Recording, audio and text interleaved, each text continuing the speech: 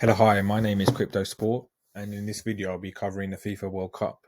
As I mentioned on my post on my channel, I will be branching out from crypto to sports related content.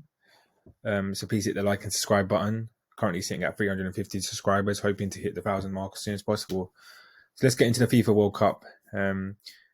We saw that the BBC and ITV in the UK decided not to host the opening ceremony of the FIFA World Cup last week. For me, it's a sign of hypocrisy, blatant hypocrisy. We saw the BBC and the ITV host when in 2018 when Russia hosted the World Cup, when China hosted the Olympic Games. There was no virtue signaling. There wasn't anything around China's human rights records. We see the Rohingya Muslims in China and what they're going through. This time around, though, the likes of Gary Lineker and Alex Scott have decided to highlight atrocities against the LGBT community, which they're entitled to do so. Obviously, every community has their rights, but it would be nice to see some sort of consistency with the messaging.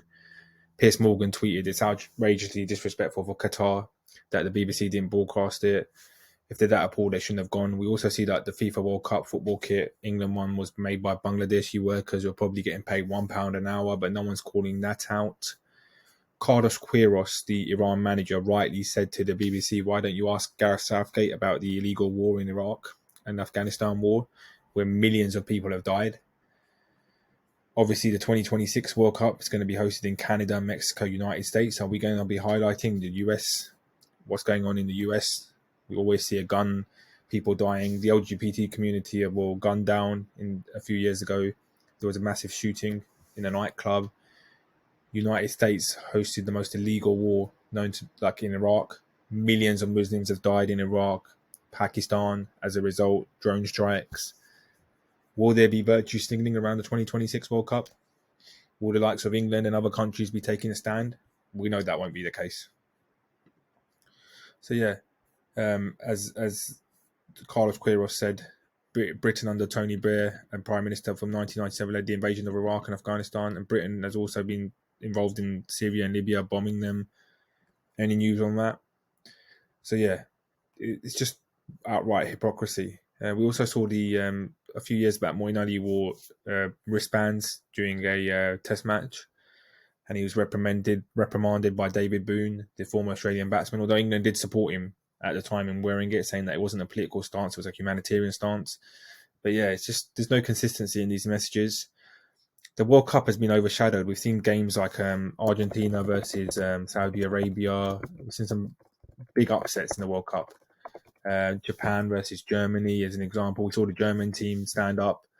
German team take a stance by covering their mouths. But yeah, it just seems to be a bit.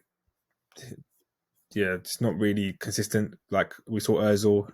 We saw this team photo here where the German team decided to cover their mouth. We saw Neymar come out and say that it should have been focusing on football. As a result, they lost the game 2-1. We saw the German minister there as well, wearing the LGBT captain's band. So yeah, it's just been a lot of hypocrisy in my opinion. Özil was banned from Arsenal for highlighting what's going on in China. Arsenal decided to distance themselves, saying that they don't make political statements. Says club does not involve itself in politics in the statement. When Özil was highlighting the persecution of Muslims in China, as a result, Özil was basically casted from the team. Let me know your thoughts below. What you think is going on? Do you think it's hypocrisy? Yeah, and I do think it's overshadowing a very good World Cup. We've seen some very interesting games, tight games, results. So yeah, let's see what happens moving forward. If you found the video useful, please hit the like and subscribe button. As I said, I will be covering more sports-related content, particularly cricket, boxing and football. Three sports I'm very passionate about. Thank you, everyone.